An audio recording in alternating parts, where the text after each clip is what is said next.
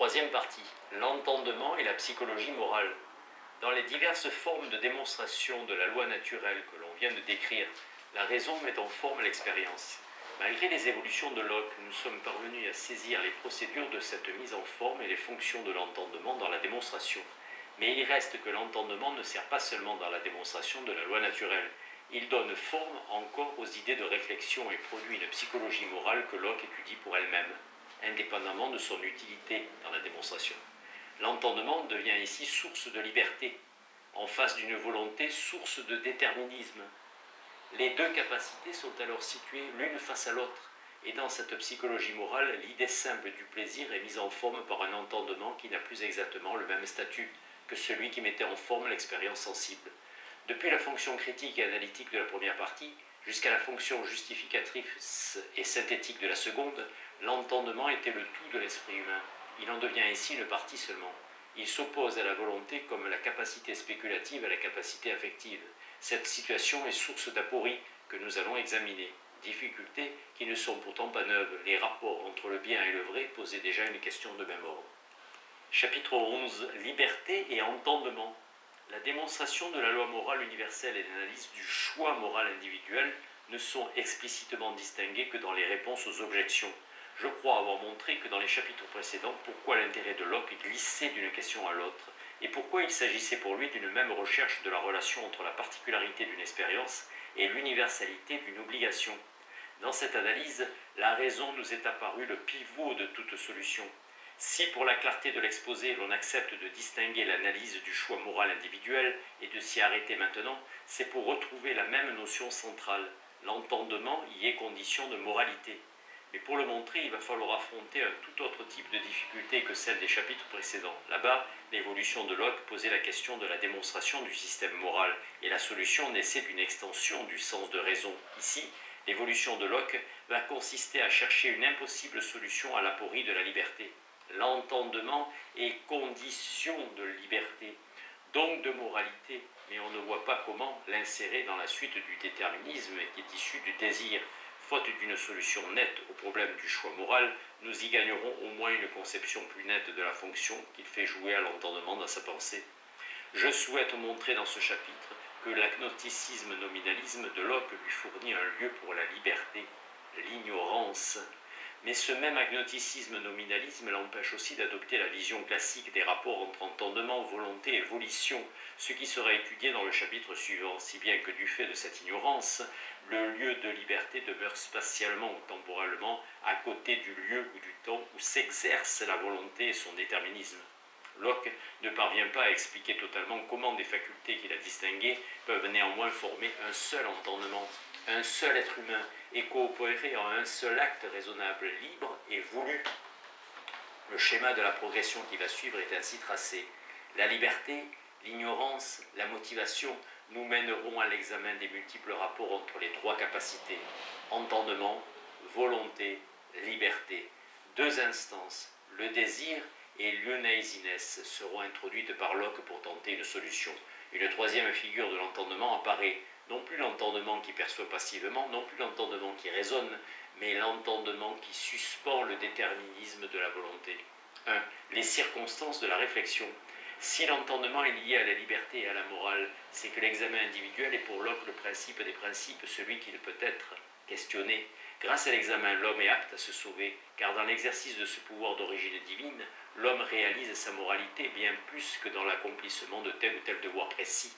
La raison elle-même est une tâche, c'est-à-dire une œuvre morale, tâche confiée par Dieu, puisque l'homme qui cherche la vérité comme il le doit, rend l'hommage dû à son Créateur, qui veut qu'il utilise ses capacités de discerner qu'il lui a données pour le garder de la faute et de l'erreur. La pensée de Locke est à la recherche d'un critère de moralité, et c'est finalement dans l'identité de l'entendement et de la liberté que ce critère va se constituer malgré tous les problèmes que cela pose. Le caractère premier de la moralité est la liberté. On a pu se rendre compte déjà que les critiques que Locke portait contre l'innéisme, contre l'enthousiasme et celles qu'il portera par ailleurs contre l'assimilation du pouvoir politique au pouvoir paternel sont orientées vers la libération de l'individu, source de paix politique. J'ai montré aussi que la démonstration visait de plus en plus à assurer la liberté de la morale par appropriation personnelle du contenu et de l'obligation, même si Locke est amené pour ce faire à faire passer au second plan l'établissement du contenu de la loi de nature. La liberté est donc au centre de la réflexion et de l'action politique de Locke. C'est parce qu'autour de lui, la liberté n'est pas respectée que Locke met son point d'honneur à en établir les bases. Locke avait été intéressé par les efforts de la Restauration pour établir l'ordre, au prix d'une limitation de la liberté dans les matières indifférentes. Effrayé ensuite par les débordements de cette royauté stuarte qui impose ses conceptions autocratiques et papistes, il tente de maintenir les droits du citoyen. Effrayé aussi par les débordements des églises qui rivalisent de dogmatisme, il tente de maintenir les droits d'une pensée individuelle et critique contre l'intolérance. Son action, aux côtés de Shaftesbury, sa réflexion théorique pendant les moments d'exil, l'amène à penser la place de la liberté dans la politique. Mais tout autant il pousse les multiples débats théologiques de l'époque, la liberté d'examiner ou d'obéissance à une tradition. La question ne divise pas seulement protestants et romains. À l'intérieur même de la Réforme, la tradition n'a pas toujours la même fonction. Bien plus, la question de la liberté ecclésiastique est doublée de la question de la liberté ontologique. La conciliation du libre arbitre humain et de la prédestination divine, la conciliation de la nature pécheresse et de la liberté donnée par grâce, tout cela faisait débat entre calvinistes stricts, arminiens et latitudinaires. Comme le note Molineux, l'essai apporte une solution au vieux débat de la liberté et de la nécessité. Et derrière cette question de la nécessité, c'est évidemment celle de la prédestination qui se joue. Le groupe arminien que fréquente Locke pendant son séjour en Hollande ne peut que le conforter dans les positions dissidentes et qu'il soutenait depuis ses déceptions en face des diverses politiques religieuses. Reasonableness of Christianity a été rédigé également pour la défense de la liberté, puisque ce sont les exagérations de la prédestination calviniste qui, selon Locke, ont provoqué les critiques déistes, et l'ouvrage qu'il écrit a pour but de situer la vraie religion entre ces deux extrêmes. La méditation de Locke sur la liberté s'inscrit aussi dans le contexte théologico-politique de la réflexion anglicane sur les choses indifférentes. Il y a des domaines, et notamment en liturgie, dans lesquels la loi divine ne détermine aucune action. L'individu y est-il entièrement libre de ses choix ? Ou bien la liberté individuelle est-elle, comme le soutiennent lors de la première révolution les radicaux, plus forte même que la loi divine, telle que la transmettent les diverses églises ? Ou encore, l'État doit-il par souci de tranquillité sociale choisir un comportement uniforme, fût-il arbitraire ? Pourtant Locke, par prudence à l'égard des pouvoirs et surtout par agnosticisme véritable et moins affirmatif que ne le voudrait Molineux, et il dit plutôt son impuissance à penser à la fois liberté humaine et science divine. Car je vous avoue sans honte la faiblesse de mon entendement, malgré l'incontestable toute-puissance et l'incontestable omniscience de Dieu notre Créateur, malgré la perception de ma liberté, perception plus claire qu'aucune autre, je ne puis pourtant mettre en cohérence la liberté avec l'omnipotence et l'omniscience en Dieu, bien que je sois tout aussi persuadé des deux que d'aucune autre vérité à laquelle j'adhère totalement. Et donc j'ai abandonné depuis longtemps l'examen de cette question, la réduisant entièrement à cette brève conclusion. S'il est possible à Dieu de créer un agent libre, alors l'homme est libre, bien que je ne vois pas comment. Donc, même si c'est en partie à l'occasion de problèmes théologiques qui réfléchit à la liberté, le niveau théologique de la question est résolu par l'agnosticisme. La simple possibilité de la liberté concédée par Dieu suffit à prouver la liberté humaine. L'affirmation de la liberté est la seule chose importante et il faut refuser d'entrer dans les débats oiseux. Dans la même lettre, Locke demande d'ailleurs que l'on raisonne à partir des principes, a priori et non à partir des conséquences a posteriori. Les principes, contrairement à ce qu'on pourrait croire, ce sont ici les capacités morales. Les conséquences, ce sont les doctrines théologiques. Il ne veut pas argumenter pour ou contre la liberté à partir des conséquences, car ce n'est pas l'hypothèse spéculative qui l'intéresse, c'est l'explication de l'acte moral, la volonté et son mode de relation à l'entendement dans l'acte du choix. Inversion de l'ordre théologique, le principe et la cause première, à ses yeux, auraient été Dieu et les faits auraient été la liberté ou la détermination humaine. Locke, au contraire, s'intéresse à la morale, et ce sont les capacités humaines qui sont causes en la matière. C'est pour traiter de morale qu'il en vient à réfléchir à la volonté et qu'il est entraîné à aborder la question de la liberté au risque de paraître prendre position théologique. Quand la suite logique de mon exposé me mena à l'examen des capacités, je ne pensais pas traiter de la liberté, mais je poursuivais simplement mes pensées dans la contemplation de cette capacité qu'a l'homme de choisir ou de préférer, capacité que nous appelons la volonté, et ce aussi loin qu'elle me conduirait sans préjuger des conclusions. Ayant donc écarté l'aspect théologique, il parvient à des conclusions opposées à celles qu'il aurait défendues de prime abord, conclusions bien plus défavorables à la liberté qu'il ne s'y attendait. C'est ce qui lui a valu sans doute les critiques de ses amis hollandais, tels Leclerc et Van Limborch, plus proches de la doctrine théologique classique que Locke contredisait dans ses conséquences. Locke ne pensait même pas publier ses pensées sur la question du fait de leur incomplétude, et ce n'est que sous la pression d'autres amis qu'il s'y est résolu. Ne peut-on voir derrière ces amis-là le groupe londonien de Popple, plus radical que les arminiens hollandais? Ses thèses sur la liberté sont assez proches de celles que défendra ultérieurement son turbulent disciple Collins, qui ne devait pas être éloigné du traducteur de la première lettre sur la tolérance. Quoi qu'il en soit des tractations préliminaires, une fois publiée, cette conception de la liberté est jugée suffisamment importante pour donner lieu à de nombreuses corrections au fil des éditions successives de l'essai. L'intellectualisme que défend Locke, adjoint à son agnosticisme fondamental, produisent une théorie de la liberté que ne peuvent accepter même des théologiens non prédestinationnistes. Une longue correspondance avec Van Limborch l'amène à préciser, mais aussi à corriger sa position jusque dans la dernière édition de l'essai. Ainsi, la liberté d'affirmation, qu'elle était d'abord, devient un problème et met en jeu la conception même de la nature humaine et de l'entendement. Il y a dans l'œuvre de Locke deux énoncés de la liberté, et apparemment fort différents, l'un dans le traité, l'autre dans l'essai. Il n'y a apparemment aucune difficulté tant qu'on en reste au niveau des principes comme le fait le traité. En revanche, dès qu'on entre avec l'essai dans le détail de l'analyse, et notamment dans la question du rapport entre passion et liberté, entre volonté notamment désir et liberté, des difficultés apparaissent. 2. La liberté comme droit et comme devoir.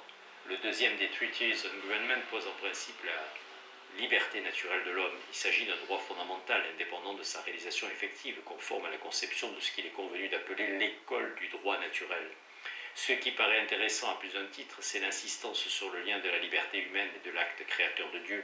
Dieu a tout pouvoir sur son œuvre. Comme tout ouvrier, il possède la propriété de ce qu'il a façonné et connaît, mais comme tout suzerain, il peut concéder à son vassal un dominium sur ce dont il a pleine propriété. Il peut ainsi confier à l'homme un droit d'usage de lui-même, et l'homme peut utiliser ce droit d'usage pour produire ce qui lui appartiendra en propre, sa personnalité sociale notamment, lui-même sa liberté et sa propriété. Droit limité seulement par le droit premier du Créateur, c'est-à-dire par la conservation du droit éminent du Créateur. Le suicide demeure interdit, puisqu'il détruirait cette propriété sur laquelle l'homme n'a qu'un pouvoir concédé, de même l'esclavage. Pour Locke, à la différence de certains légistes, interdit, puisque l'homme ne peut aliéner ce qui ne lui appartient pas. La liberté est ce droit de disposer de son bien par concession divine. Ainsi, la liberté est-elle à la fois naturelle et conventionnelle, correspondant à l'essence de l'homme et accordée. Ce don est signifié par la raison, qui est la trace en l'homme du contrat passé avec Dieu, ou plus exactement du covenant, l'alliance, qui est librement concédée par le Créateur. Tant que l'être humain respecte le contrat que sont la raison et la loi naturelle, son expression, il conserve la prérogative accordée par son suzerain, la liberté. Cette position est moins évidente dès qu'il ne paraît à nos yeux accoutumé par le succès même de la théorie lockienne. Avant Hobbes, Selden avait déjà soutenu une thèse aux antipodes de celle de Locke, et par rapport à laquelle la liberté de Locke prend tout son sens. Pour Selden, à l'origine, la liberté est absolue. La nature humaine est terre vierge, indétermination totale en puissance par rapport à toute détermination. Ainsi, la loi est-elle l'opposé de la liberté, et ce ne peut être que par le calcul de la sanction encourue que s'est valu le plaisir de le moins réduit, et par là que se crée hors de l'état naturel un ersatz de la liberté naturelle. On pourrait ainsi comparer la liberté naturelle de Selden dans le champ politique à la liberté d'indifférence en morale. Les deux types de liberté sont niés par la loi, dont la fonction est de limiter cette liberté naturelle en utilisant la sanction. La thèse de Locke apparaît ainsi nettement dans cette différence. Loin d'être disjonction de la liberté, de la loi et de la raison, elle est au contraire association des trois. Par le biais des artifices de la raison, liberté et loi sont unies. Dieu a donné à l'homme une raison qui lui permet d'être libre, c'est-à-dire autonome, libre de telle sorte que les actes de chacun et l'usage de ses biens ne soient soumis au jugement d'aucun autre. Ainsi, la liberté est alliée à l'existence même d'une loi et à la déclaration de cette loi par la raison du sujet lui-même. L'homme est libre par la raison qui est la charte de ce dominium, plus qu'il ne serait libre sans aucune charte, puisqu'il dépendrait alors de la volonté d'un autre. Dès les Tracts on Government, Locke affirmait que la liberté n'est pas licence, mais concession d'un droit, et le second traité sur le gouvernement marque explicitement le lien entre liberté et raison, par référence au don créateur de Dieu. Nous sommes nés libres parce que de même que nous sommes nés rationnels. Les réponses aux objections à l'essai insisteront. Nul nageant n'est à juger capable de liberté qu'en conséquence de la pensée et du jugement qu'on reconnaît en lui. Si cette liberté est théologique dans son origine, elle est politique dans sa réalisation, puisqu'elle concerne les actions, les possessions et la personne qui doivent demeurer à l'abri des convoitises d'autrui. Même si cette liberté est restreinte par le contrat social, elle n'est pas comme le droit de punir, expression de l'égalité entièrement perdue par l'entrée en société. Il faudrait nuancer un peu, même si le droit de punir est abandonné, l'égalité qui en est la source est conservée comme droit formel. Et quand la liberté est enfreinte, au risque de l'être de façon irréparable, l'égalité s'exprime à travers le droit de révolte. En ce sens, l'égalité dépend de la liberté. Les lois de la société, en de nombreux domaines, limitent la liberté que tout homme avait par loi naturelle. Mais c'est pour le préserver au mieux lui-même, sa liberté, sa propriété. Et d'ailleurs, le terme de limite ne convient pas à ce qui nous garde des fossés et des précipices. Ambiguïté de la liberté qui doit être à la fois réduite et protégée, négative en un sens, positive en l'autre. Ambiguïté aussi en ce qu'elle a un statut individuel, condition de tout bien, et un statut relatif, être libre de toute limitation et de toute violence venant d'autrui. Ambiguïté enfin qui rejaillit sur la loi, qui est du fait même positive elle aussi en ce qu'elle promeut des biens individuels, et négative en ce qu'elle restreint des rapports sociaux. Dans les traités, la loi et la liberté sont donc à la fois morales et politiques. Plus exactement, elles sont politiques parce que morales, si bien que l'origine théologique n'est jamais totalement disjointe de la réalisation politique. Le niveau moral assure la transition entre liberté théologique et liberté politique. C'est ce en quoi, on le sait, Locke s'oppose le plus explicitement à Selden et partiellement à Hobbes. La loi de nature impose un devoir moral qui non seulement se conserve dans la cité politique, mais qui est aussi la source même de la loi positive. Locke, sur ce point, conserve et conservera dans tous ses écrits la position traditionnelle de l'école du droit naturel, pour laquelle la loi divine, ou la loi naturelle, est la règle et le critère de toutes les autres lois qui en dépendent. Ainsi, la liberté par rapport à la contrainte extérieure, la liberté politique, a-t-elle pour origine et critère la liberté morale, la capacité à se donner des règles en vue de son bien, la liberté politique, comme la liberté morale, a pour origine la raison. C'est la capacité de se donner par la raison une loi qui fait la liberté politique, car c'est elle qui fait la liberté morale. L'adolescent se libère de la tutelle paternelle quand il peut par lui-même, c'est-à-dire par sa raison, découvrir la loi de nature. Quand il a atteint ce stade de maturité, il est censé connaître dans quelle mesure cette loi doit être son guide, dans quelle mesure il peut faire usage de sa liberté et du fait même il parvient à la liberté. Expression significative qui juxtapose liberté et loi comme deux entités opposées pour les réconcilier en fin de phrase. Connaître les limites de la liberté, c'est la posséder. La liberté est créée par sa limite. S'il y a entre les tracts et le Treatise on Civil Government évolution sur la conception théorique de la loi, c'est bien sur ce point. La détermination de limites n'est pas restriction de la liberté, mais création. La liberté est donc directement liée à la connaissance et à la possession de la raison. Ceci fonde la priorité de l'entendement sur la volonté, conception que développera amplement l'essai. Le père veut pour son fils parce qu'il connaît à sa place, et l'on aurait le droit d'interpréter largement cette affirmation en l'appliquant à tout adulte. Libre, parce qu'il connaît, celui qui comprend pour lui doit vouloir aussi pour lui. Interprétation que confirme le parallèle de ce texte moins connu. Si je dois croire pour moi-même, il est inévitable que je doive comprendre pour moi-même. Si l'entendement est ainsi la source de la liberté politique, on comprend que sa modulation, l'entrée en société, ne puisse être que le fait d'une décision calculée par la même raison. Une entrée en société qui se ferait autrement que par conscience ne respecterait pas la loi naturelle. Elle ne serait pas acte de raison et acte libre.